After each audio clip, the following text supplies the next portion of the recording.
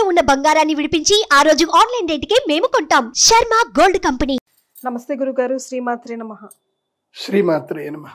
గురుగారు, అక్టోబర్ 2న సూర్యగ్రహణం ఏర్పడుతుంది అంటున్నారు. ప్రపంచం అంతా వెయిట్ చేస్తుంది.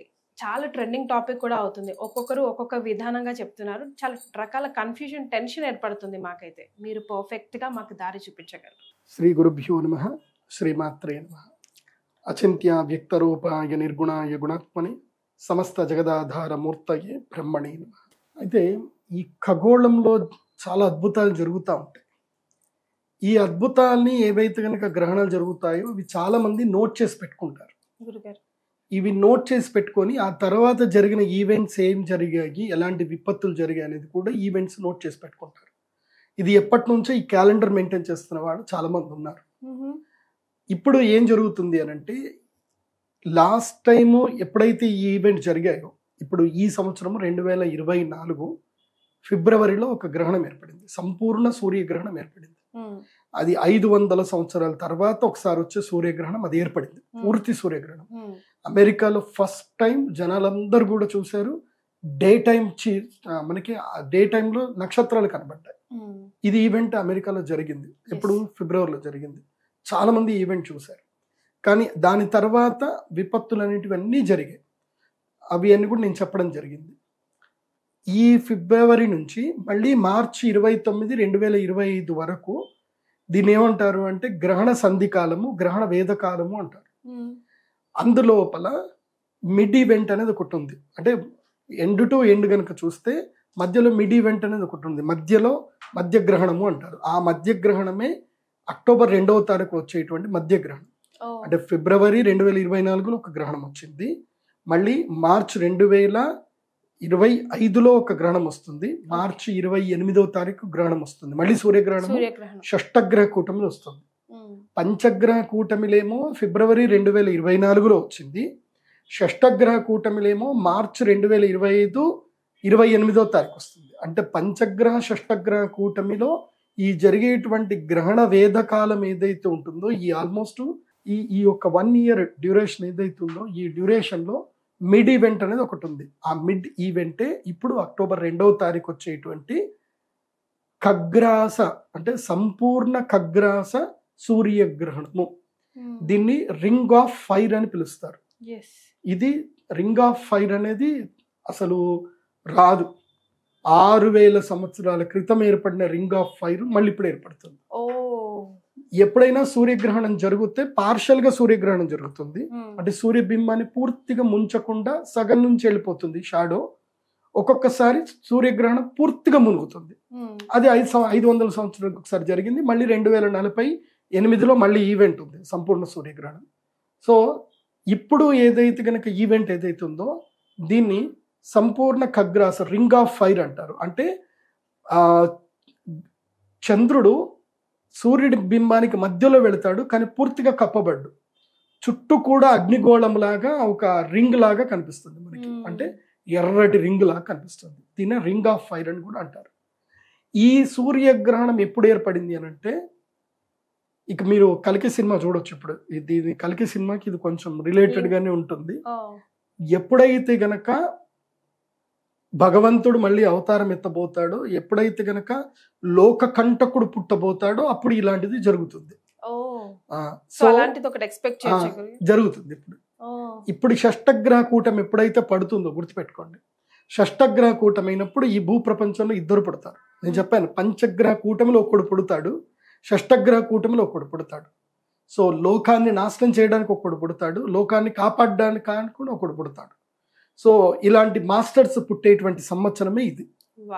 సో ఇప్పుడు ఏం జరుగుతుంది అని అంటే, ఇది మహాభారత యుద్ధం జరిగే కన్నా మునుపు వచ్చినటువంటి సూర్యగ్రహణం. ఈ సూర్యగ్రహణం ఏర్పడ్డమే ప్రపంచానికి కీడు.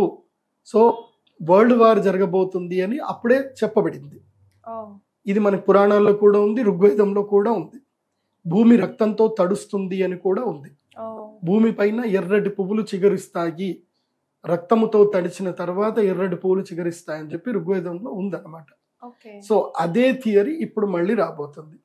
ఎందుకోసం అంటే మహాభారత యుద్ధం జరిగింది డిసెంబర్లో. సో ఇది 2004లో కూడా ఇలాంటి గ్రహణం ఏర్పడింది, కానీ ఇలాంటి గ్రహణం కదా, అప్పుడు సంపూర్ణ సూర్యగ్రహణం ఏర్పడింది 2004లో.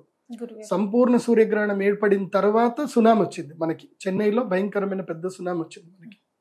ఇప్పుడు కరెక్ట్గా 20 సంవత్సరాలు 2024, ఇప్పుడు అక్టోబర్ 2వ తారీఖు ఈ సూర్యగ్రహణము మహాలయ అమావాస్య రోజున జరుగుతుంది.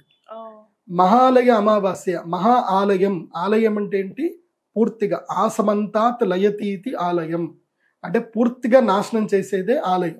మహాలయం అంటే పూర్తిగా నాశనం చేసేటువంటి ఈవెంట్ డే ఏంటి అంటే మహాలయ అమావాస్య. అమావాస్యలో అత్యంత శ్రేష్టమైనటువంటి అమావాస్య మహాలయ అమావాస్య.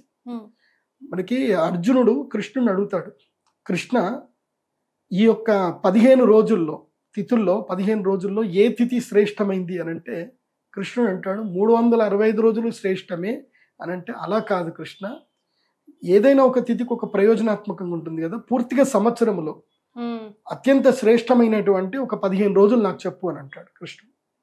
చెప్తాను విను అని చెప్పి కృష్ణుడు చెప్పాడు. మొట్టమొదటిది బలిపాడ్యమి. పాడ్యమికి శ్రేష్టమైంది. ద్వితీయ యమద్వితీయ శ్రేష్టమైనటువంటిది. మూడవది అక్షయ తృతీయ శ్రేష్టమైంది. చవితి వినాయక చవితి శ్రేష్టమైంది. పంచమి వసంత పంచమి శ్రేష్టమైంది. షష్ఠి సుబ్రహ్మణ్య షష్ఠి శ్రేష్టమైంది. అంటే ఏదైతే షష్ఠి తిథి కృతికా నక్షత్రంతో కలిసి వస్తే అది శ్రేష్టమైన తిథి. అలాగే సప్తమి భాను సప్తమి, రథ సప్తమి, ఆదివారం సప్తమి కలిసి వచ్చిన మాఘమాసంలో సప్తమి తిథి రథ సప్తమి, అది శ్రేష్టమైంది. తర్వాత అష్టమి కృష్ణాష్టమి శ్రేష్టమైంది. నవమి శ్రీరామ నవమి శ్రేష్టమైంది. దశమి విజయదశమి శ్రేష్టమైంది. ఏకాదశి భీష్మ ఏకాదశి శ్రేష్టమైంది. ద్వాదశి వామన ద్వాదశి శ్రేష్టమైంది. త్రయోదశి ధనత్రయోదశి శ్రేష్టమైంది. చతుర్దశి నరక చతుర్దశి చాలా శ్రేష్టమైంది. అమావాస్య ఆశ్వయుజ అమావాస్య, అదేవిధంగా మహాలయ అమావాస్య, ఇవి శ్రేష్టమైనటువంటివి రోజులు పూర్తి సంవత్సరం లోపల. పౌర్ణమి వచ్చి ఆశ్వయుజ పౌర్ణమి, కార్తీక పౌర్ణమి, ఈ 2 పౌర్ణమిలు శ్రేష్టమైనవి. ఈ విధంగా పౌర్ణమి అమావాస్యల గురించి 16 రోజుల గురించి కృష్ణ భగవానుడు మనకి జ్యోతిష్ శాస్త్రంలో వివరించాడు. ఇవి మనకి అగస్త్య సంహితలో కూడా ఉంటాయి ఇవన్నీ కూడా. కాబట్టి ఇప్పుడేం జరుగుతుంది అని అంటే ఈ ఈవెంట్ మహాలయ అమావాస్య రోజు జరుగుతుంది. మహాలయ అమావాస్య రోజు ఎప్పుడైతే ఈ సూర్యగ్రహణం ఏర్పడుతుందో ఏమవుతుంది అని అంటే ప్రకృతి జీవనాశనాన్ని కోరుకుంటుంది. సో ప్రకృతి లోపల క్రమేపి ముఖ్యంగా ఎవరెవరినైతే ప్రకృతిని నాశనం చేస్తారో ఆ జాతి మెల్లిగా నశించడం ప్రారంభమవుతుంది. సో ఈ విధంగా ప్రకృతి విలయం అనే దానికి శ్రీకారం అని చుడుతుంది. మానవుల లోపల మధ్యలో ఒకరి మీద ఒకరికి వైరం పెరుగుతుంది. ఇప్పుడు గనక చూస్తే ఉక్రెయిన్ రష్యా వార్ అనేది జరుగుతుంది. ఇప్పుడు నాటో దళాలు ఏమంటున్నాయి, ఇంకా మేము ఉక్రెయిన్ తోటి సిగ్నేచర్ చేసేసుకుంటున్నాము, మేము వచ్చేస్తున్నాము అని నాటో దళాలు అంటున్నాయి. ఆల్మోస్ట్ నవంబర్ ఎండింగ్ వరకు ఉక్రెయిన్ నాటో లోపలికి వెళ్ళిపోతుంది. ఇక ఉక్రెయిన్ నాటోలోకి వెళ్ళిపోయింది అని అంటే నాటో మొత్తం కూడా దేశాలన్నీ కూడా ఉక్రెయిన్ తోటి సపోర్ట్ ఉన్నట్టే. సో అప్పుడు రష్యా ఏకాక అవ్వదు కదా, రష్యాకి కూడా సపోర్ట్ చేసే దేశాలు చైనా కలిసి వస్తుంది. సో ఇంకా మన కిమ్ ఎట్లాగున్నాడు, ఆయన కూడా కలిసి వస్తాడు. సో ఇది వరల్డ్ వార్ 3కి ఇక్కడ శ్రీకారం చుట్టబోతున్నట్టుగా ఇక్కడ ఆల్రెడీ సంకేతాలు కనిపిస్తున్నాయి. సో ఈ గ్రహణ ప్రభావం ఆ సంకేతాలకి అగ్రిమెంట్ ఇచ్చినట్టుగా, స్టాంప్ వేసినట్టుగా ఈ గ్రహణ ప్రభావం దాని మీద ఎఫెక్ట్ అయితే ఉంటుంది. ఇది ఆల్రెడీ మనకి ఒక వెబ్సైట్లో కూడా రాసి పెట్టారు. ఎప్పుడైతే ఈ యొక్క ప్రకృతి విపత్తులు పెద్ద పెద్ద ఫ్లూ లాంటి ఏవైతే జరిగాయో ఇలాంటి గ్రహణాలు జరిగిన తర్వాతనే ప్రకృతి విపత్తులు పెద్ద పెద్ద రోగాలన్నీ కూడా ఏర్పడ్డాయి. ఇప్పుడు మనం అదే కనుక చూస్తే మనకి 2019లో మనకి ఇది వచ్చింది, ఏది అప్పుడు కూడా షష్టగ్రహ కూటమి లోపల మనకి సూర్యగ్రహణం ఏర్పడింది డిసెంబర్ లోపల. నేను అప్పుడు కూడా స్టేట్మెంట్ ఇచ్చాను, ప్రకృతి విపత్తులు రాబోతున్నాయి, రోగభీతులు రాబోతున్నాయి, భయంకరమైన వైరస్లు వస్తాయని చెప్పాను. 2018లోనే నాగరాజ్తో ఇంటర్వ్యూ చేసినప్పుడు చెప్పాను. సో 2019 లోపల ఏం జరిగింది, కోవిడ్ వైరస్ వచ్చింది. 2020 చీకట్లకు నెట్టేసింది, 21 దారుణంగా పోయింది, 22, 23 కొంచెం తేరుకున్నాం, మళ్ళీ 24లో వరదలు విపత్తులు వస్తున్నాయి. సో ఇప్పుడు మన దేశానికి యుద్ధ భీతి ఉండే అవకాశం కూడా ఉంది. ఎందుకోసం అంటే మన దేశంలో తీవ్రవాదము అంతర్గతంగా పెరుగుతుంది. మన దేశానికి 2047 2045 నుంచి 47 ఈ 2 సంవత్సరాలు గుర్తుపెట్టుకోండి. ముఖ్యంగా హిందువులు గుర్తుపెట్టుకోండి. 2045 నుంచి 2047 వరకు మీరు ఎంత డబ్బు సంపాదించుకోండి, ఎన్ని భూములు సంపాదించుకోండి, ఎన్ని ఆస్తులు సంపాదించుకోండి, మీరు వేరే వాళ్ళ కోసమే సంపాదిస్తున్నట్లు లెక్క. గుర్తుపెట్టుకోండి. ఒకప్పుడు 1947 పాకిస్తాన్ ఏర్పడకన్నా మునుపు పాకిస్తాన్లో ఉండే హైదరాబాద్లో సింధ్ ప్రాంతం లోపల 98% హిందువులు ఆస్తిపాస్తులు కలిగినటువంటి వాళ్ళు. ఇవాళ ఈ రోజటి కనుక చూస్తే అంటే 2024 సంవత్సరానికి చూస్తే అక్కడ 1% మాత్రమే హిందువులు ఉన్నారు. వాళ్ళ దగ్గర 1% కూడా అంటే 98%లో 1% కూడా వాళ్ళ దగ్గర ఎవరి దగ్గర స్థిరాస్తులు లేవు. వాళ్ళ ఆస్తులన్నీ పోయాయి. కాబట్టి హిందువులందరూ కూడా బాగా గుర్తుపెట్టుకోండి. 2045-47 ఇది మనకి విపత్తు కాలము. భారతీయులందరికీ, హిందువులే కాదు భారతీయులందరికీ విపత్కాలం. ఈ భారతదేశము అంతర్గత తీవ్రవాదంతో ఆక్రమింపబడుతుంది. దానికి శ్రీకారం ఇక్కడ నుంచి ఇప్పుడు 2024 నుంచి చూస్తే 2044 వరకు అంటే ఎన్ని సంవత్సరాలు? 24 అంటే ఇంకా 20 సంవత్సరాలు. ఈ 20 సంవత్సరాల్లో చాప కింద నీరులాగా తీవ్రవాదం పాకుతుంది, విపరీతంగా పాకుతుంది. ఒకేసారి 2 సంవత్సరాలు భారతదేశంలో మూకుమ్మడి దాడులు పెరుగుతాయి. భారతదేశంలో సౌత్ ఇండియా అని గొడవలు చేస్తారు, మా ప్రాంతం గొప్ప అని చెప్పి గొడవలు చేస్తారు. ఏవో ఒకటి అల్లకల్లోలు జరుగుతాయి మనం ఐకమత్యంగా లేకపోతే. మనం ఆస్తులు ఒకటి సంపాదించుకోవడం కాదు, సమైక్యతను కూడా సంపాదించుకోవాలి, జ్ఞానాన్ని కూడా సంపాదించుకోవాలి, ఐక్యంగా ఉండాలి. అది బాగా గుర్తుపెట్టుకోండి. ఎందుకోసం అంటే భవిష్యత్తుకు సూచనలే, భవిష్యత్తు విపత్తుకు సూచనలే ఈ గ్రహణాలు. ఇప్పుడు వచ్చేటువంటి రింగ్ ఆఫ్ ఫైర్ ఏం చెప్తుంది అని అంటే ఆ చీకటి చంద్రుడు ఎవరైతే ఉన్నారో అది మనం అందరం. ఆ చుట్టూ అగ్ని ఏదైతుందో మన చుట్టూ కమ్ముకునేటువంటి విపత్తు. సో రింగ్ ఆఫ్ ఫైర్ మనకు చూపిస్తుంది. అంటే మీ చుట్టూ అగ్ని కమ్ముకోబోతుంది, మీరు జాగ్రత్తగా ఉండండి అని చూపించడమే ఈ యొక్క రింగ్ ఆఫ్ ఫైర్ యొక్క ఉద్దేశం. మహాభారత యుద్ధం అప్పుడు ఇదే గ్రహణం ఏర్పడింది. సో ఇది హస్తా నక్షత్రంలో ఏర్పడబోతుంది కాబట్టి హస్తా నక్షత్ర జాతకులకు చాలా కష్టతరమైనటువంటిది. అదేవిధంగా బ్యాంకింగ్ సెక్టార్లో ఉండేటువంటి వాళ్లకు, ఫినాన్స్ సెక్టార్లో ఉండేటువంటి వాళ్లకు ఇది నష్టం కలిగిస్తుంది. అంటే బ్యాంకులు దివాలా తీస్తాయి, దేశాలు దివాలా తీస్తాయి, దానితోటి బ్యాంకులు దివాలా తీస్తాయి. ఇది గుర్తుపెట్టుకోండి. దీనివల్ల రుణగ్రస్తులకు ఎవరైతే రుణం చేసినట్టు, ఇప్పుడు బ్యాంకు ఒకడు అప్పు తీర్చలేదు, ఆ అప్పు బ్యాంక్ ఏం చేస్తుంది? వేరే వాళ్ళ దగ్గర నుంచే లాగుతుంది. బ్యాంక్ వాడి చేతుల నుంచి పెట్టాడు కదా. కాబట్టి ఎవరైతే రుణాలు తీసుకున్నారో వడ్డీ రేట్లు పెరిగిపోతాయి దారుణంగా. ఇది మనకి జరగబోయేటువంటి సామూహికంగా ఎకనామికల్గా మనకి ఇబ్బందులు జరగబోతున్నాయి. ఈ ఎకనామిక్ ప్రాబ్లం తోటి బీజేపీ గవర్నమెంట్ కూడా చాలా ఎఫెక్ట్ వస్తుంది. నిర్మలా సీతారామన్ ఎందుకోసం అంటే మన భారతదేశం యొక్క పరిస్థితి ఏంటంటే మన ట్యాక్స్ కట్టే వాళ్ళు కేవలం 1.5% మాత్రమే మన భారతదేశంలో ట్యాక్స్ కడతారు. అంటే 140 కోట్ల మంది భారతదేశంలో ఒక 14 లక్షల మంది మాత్రమే ట్యాక్స్ కడతారు. మిగతా వాళ్ళు ఎవరు ట్యాక్స్ కట్టరు. అంటే జిఎస్టీలకి ఏస్టీలకి ఎంత పోయినా 5% మాత్రమే ట్యాక్స్ వస్తుంది. కానీ వీళ్ళందరూ కూడా మా దేశానికి విపత్తు వచ్చింది, మీ గవర్నమెంట్ బాగలేదు అని గవర్నమెంట్ మీద నింద వేస్తారు. సో దీని తర్వాత నెక్స్ట్ మార్చి 28 వరకు గవర్నమెంట్ మీద దీని ప్రభావం ఉంటుంది. గవర్నమెంట్ మారే అవకాశాలు దాకా కూడా కనిపిస్తాయి. అయినా సరే గవర్నమెంట్ సమర్థంగా ఎదుర్కోవాలి. మరి ఏ రాశుల వారికి ఎలాంటి ఫలితాలు ఇవ్వబోతుంది గురుగారు ఈ గ్రహణం? ఈ గ్రహణము మన భారతదేశంలో అయితే కనబడదు కాబట్టి మనకి గ్రహణ నియమాలు అయితే వర్తించవు. ఓకే, సో ఈ సూర్యగ్రహణం కూడా భారతదేశంలో కనబడదు, గ్రహణ నియమాలు వర్తించవు, ఆలయాలు మూసివేత అట్లాంటివి ఏమీ ఉండవు. అలాగే ఇల్లు కడుక్కోవడాలు, సూతకము, దర్బలు వేసుకోవడాలు అలాంటివి ఏమీ ఉండవు. కాకపోతే గర్భిణీ స్త్రీలు మాత్రం బయటకు వెళ్ళకూడదు, ఇంట్లోనే ఉండి రెస్ట్ తీసుకోవాలి. సో ఈ గ్రహణం సూర్యగ్రహణం ఏదైతే వస్తుందో యాదృచ్ఛికంగా నేను రెడ్ బుక్లోనే రాశాను. ఇది రెడ్ బుక్ అంటే అర్థం చేసుకోండి. ఇంకా సూర్యగ్రహణము, ఈ సూర్యగ్రహణము అక్టోబర్ 2వ తారీఖు 2024 మహాలయ అమావాస్య రోజున భారతదేశ కాలమాన ప్రకారము రాత్రి అంటే అక్టోబర్ 2వ తారీఖు రోజున రాత్రి 9:13 నుంచి ప్రారంభం చేసి అక్టోబర్ 3వ తారీఖు తెల్లవారుజామున 3:17 వరకు ఈ యొక్క గ్రహణం ఉంటుంది. అంటే రాత్రి అంతా గ్రహణ కాలం. అంటే మన ఇండియా కాలమాన ప్రకారం భారతదేశ కాలం కానీ రాత్రి అంతా. అంటే మనకి రాత్రి అంతా అంటే మనకి సూర్యుడు కనబడ్డు కదా. సో ఎవరికైతే సూర్యుడు అక్కడ గోచరిస్తాడో అమెరికా లాంటి దేశాల్లో వాళ్ళకి మాత్రం ఈ గ్రహణ ప్రభావం ఉంటుంది. నియమాలు అన్ని పాటించాలి. నియమాలు అంతా అమెరికాలో ఉండే మన ఇండియన్స్ హిందువులు ఎవరైతే ఉన్నారో వాళ్ళందరూ పాటించాలి. మీ గోత్రనామాలు పంపిస్తే మీ గోత్రనామాలపైన మేము పూజలు చేపిస్తాము. pradeepjoshi.com వెబ్సైట్లో మీరు మీ గోత్రనామాలు ఎంటర్ చేసుకోవచ్చు.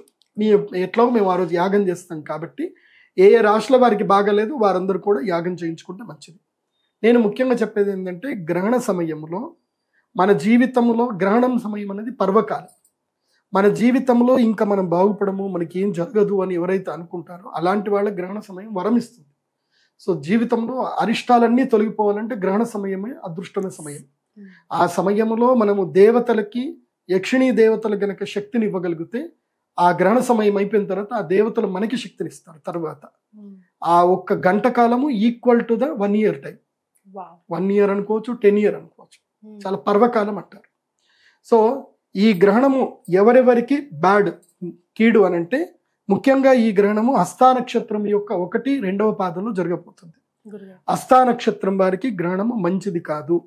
అనారోగ్య సమస్యలు వస్తాయి, విపత్తులు వస్తాయి, అనవసరమైన అపఘాతాలు, విఘాతాలు, అదేవిధంగా అపకీర్తి, మీ మీద చాడీలు చెప్పడము, మీ మీద ఎవరైనా అనవసరంగా అభాండాలు వేయడము, అవమానాలు ఎక్కువగా జరగడం, ఇవన్నీ జరుగుతాయి.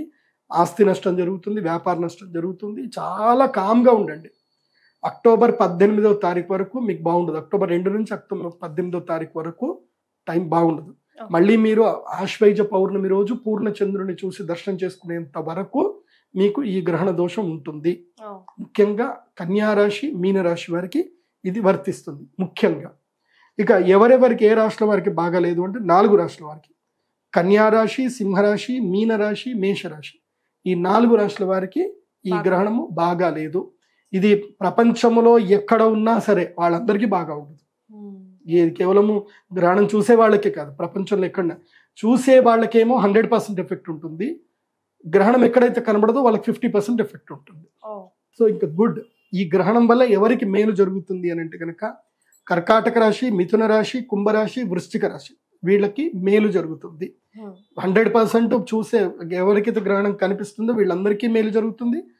ఎవరికైతే కనబడదో వాళ్ళకి 50% అయినా మేలు జరుగుతుంది. ఇక నార్మల్ మకర, ధనస్సు, వృషభ, తులరాశి వాళ్ళకి నార్మల్గా ఉంది. కాబట్టి ఇది బాగా గుర్తుపెట్టుకోండి. ఈ గ్రహణము కన్యా, సింహ, మీన, మేషరాశి వాళ్ళకి బాగా లేదు.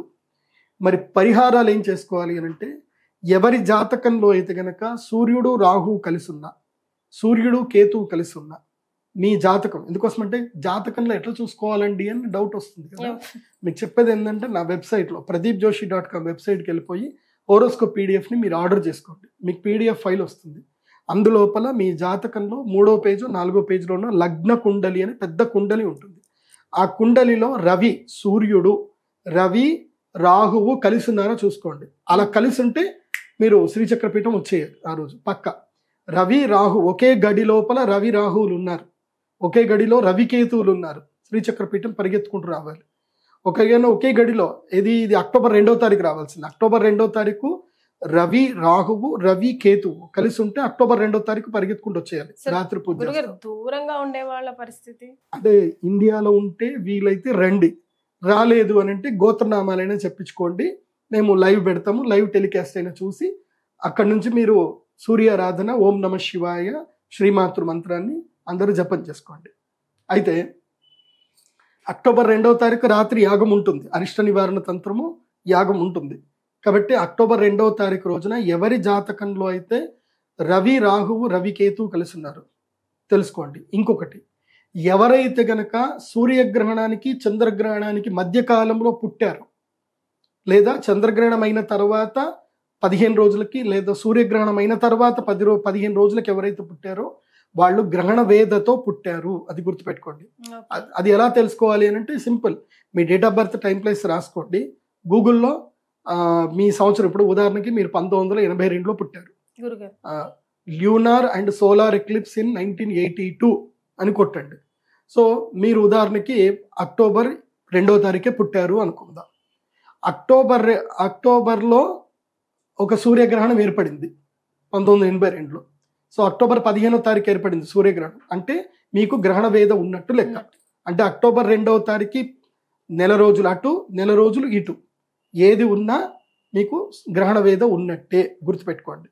అంటే మీరు ఆల్రెడీ మీ అమ్మ గర్భంలో ఉన్నారు, నెల రోజుల తర్వాత అంటే అక్టోబర్ 2వ తారీఖు మీరు పుట్టారు అని అంటే సెప్టెంబర్లో చంద్రగ్రహణం కానీ సూర్యగ్రహణం అని ఏర్పడింది అనుకోండి, అంటే మీరు మీ అమ్మగారి యొక్క గర్భంలో ఉన్నట్టే లెక్క ఆ గ్రహణ సమయంలో. సో గర్భవేదం ఉంటుంది. తర్వాత అక్టోబర్ తర్వాత సూర్యగ్రహణం కానీ చంద్రగ్రహణం 15 రోజుల్లో ఏర్పడింది. అంటే మీరు పుట్టిన తర్వాత సూర్యగ్రహణం చంద్రగ్రహణం ఏర్పడినా మీ అమ్మ పాలు తాగారు కాబట్టి ఆ గ్రహణ వేద కూడా మీకు వర్తిస్తుంది 15 రోజుల పాటు.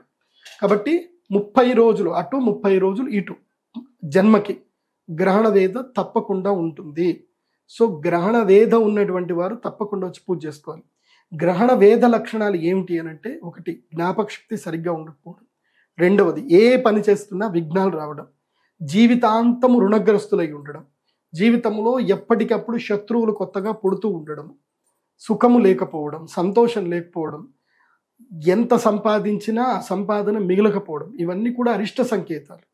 అలాంటి అరిష్ట సంకేతాలు మీకుంటే ఈ గ్రహణ వేదంలోచి పూజ చేసుకోండి. ఒకవేళ చెక్ చేసుకోవడానికి రాకపోయినా ఈ సిమ్టమ్స్ బట్టేనే చేసుకోవచ్చు. ముఖ్యంగా ఆర్థోపెడిక్ ఇష్యూస్ ఉంటాయి, గ్రహణ ముర్రి ఉంటుంది, కంటికి సంబంధించిన సమస్యలు ఉంటాయి, స్కిన్ ఎలర్జీస్ ఉంటాయి, ఆర్థరైటిస్ కైండ్ ఆఫ్ ఇష్యూస్ కూడా కొంతమందికి ఉంటాయి. ముఖ్యంగా శరీరంలో కాల్షియం సప్లై సరిగ్గా లేకపోతేనే స్కిన్ ఎలర్జీస్ వస్తాయి. సో వాళ్ళకి కూడా ఈ గ్రహణ వేదకు సంబంధించిన పరిష్కారాలు చేసుకోవాల్సింది ఉంటుంది. వాళ్ళకి మేము మెడిసిన్స్ కూడా, ఆయుర్వేద మెడిసిన్స్ కూడా సజెస్ట్ చేస్తాము. వాళ్ళకు ఒక ప్రత్యేకమైన శివలింగం కూడా ఇవ్వబడుతుంది. సో ఆ ప్రత్యేకమైన శివలింగాన్ని పూజ చేసుకోవడం వల్ల వాళ్ళకి క్రమేపీ ఆ విపత్తు అనేది తగ్గుతుంది. సో ఇది గ్రహణానికి సంబంధించిన ఏ రాశిలో వాళ్ళకి బాగా లేదు అనేటువంటి వివరణ. గురుగారు ఓవరాల్ గా ఏమైనా రెమెడీ చెప్పగలరా? సింపుల్ చెప్పాలి అని అంటే సింపుల్ రెమెడీ, ఇంట్లో కూర్చోవడము, తూర్పుకి అభిముఖం చేసి కూర్చోవడము, శ్రీమాతృ మంత్రం చదువుకోవడము, లలితా సహస్రనామము లేదా విష్ణు సహస్రనామం చదువుకోవడము, లేదా ఓం నమ శివాయ, ఓం నమో నారాయణాయ మంత్రం. గర్భిణీ స్త్రీలు, గర్భము దాల్చబోయే స్త్రీలు ఓంకారంతో కూడుకున్న మంత్రణము గ్రహణ సమయంలో చదవకూడదు. మామూలుగా మెనోపాజ్ అయినటువంటి వాళ్ళు అందరూ కూడా కామన్గా చదువుకోవచ్చు. గర్భిణీ స్త్రీలు మాత్రం బయటకి రాకూడదు, రాత్రి అసలు బయటకు రాకూడదు, ఇంట్లోనే పడుకోవాలి. ఆహార నియమాలు అయితే ఏమీ లేవు, నాన్ వెజ్ తినకూడదు, మిగతా ఏదైనా తినచ్చు.